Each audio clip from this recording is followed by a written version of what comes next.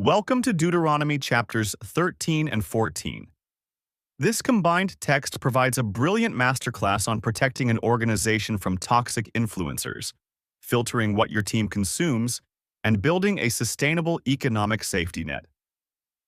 Moses warns that if a prophet performs a dazzling miracle, but uses that influence to lead the people to worship other gods, they must be put to death. Do not be seduced by dazzling metrics if an influencer's core values are completely misaligned. Never follow or promote a rainmaker who achieves short-term miracles but actively undermines the organization's foundational culture. Even if a beloved family member or closest friend secretly entices you to worship other gods, you must show no pity. Toxic culture often spreads through close, trusted relationships. A resilient leader must have the courage to draw hard operational boundaries and cut ties, even with beloved colleagues, before they drag the entire team down. If an entire town becomes corrupted by scoundrels, the Israelites must completely destroy it, burn the plunder, and leave it as a permanent ruin. When a specific department or regional branch becomes irredeemably toxic, leadership must quickly quarantine and completely dismantle it to prevent the infection from killing the entire overarching system. Shifting to personal identity, Moses commands the people not to cut themselves in mourning like pagan nations, because they are a holy treasure.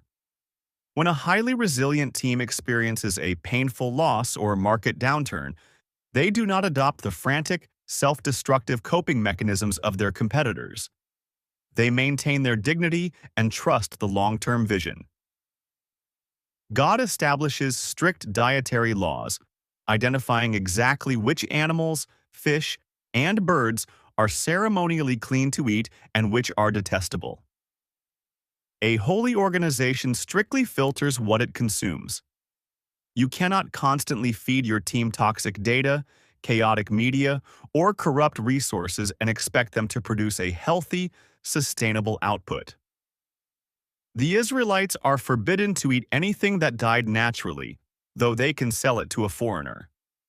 What is entirely acceptable for external vendors or competitors is often totally unacceptable for your core team. Exceptional organizations hold themselves to a much higher, non-negotiable standard of internal purity. Moses commands them to bring 1/10 of their harvest to the designated hub to feast and celebrate.